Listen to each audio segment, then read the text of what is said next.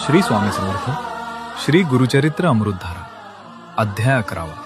8व्या अध्यायातील जी ब्राह्मण स्त्री शनिप्रदोष व्रत व श्रीपादांची पूजा करीत असे ती पुढील जन्मात वाजसनेयी शाखेच्या ब्राह्मण कुळात अंबा भवानी म्हणून जन्मास आली व पुढे तिचा विवाह त्याच गावातील माधव ब्राह्मणाशी झाला. मागील जन्मात श्रीपादांनी तिला आशीर्वाद दिल्याप्रमाणे साक्षात दत्त महाराजांनीच तिच्या उदरी श्री नृसिंह सरस्वती असा अवतार घेतला. जन्मतःच हे दिव्य बाळ ओमकाराचा उच्चार करू लागले.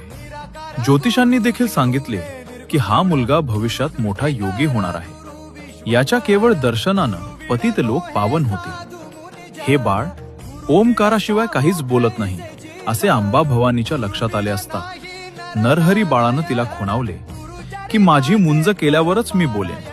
आणि काय आश्चर्य, भिक्षावळीच्या वेळेस आईनं भिक्षा देताच छोट्याशा नरहरीच्या मुखातून 4ही वेदांचा वर्षाव झाला. नरहरी बाळानं आईच्या मस्तकावर हात ठेवला असता तिला पूर्वजन्माचं स्मरण झाले.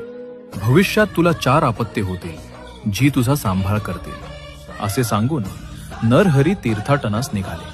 आईनं त्याला खूप समजवण्याचा प्रयत्न केला पण नरहरीनं तिला जे तत्वज्ञान सांगितले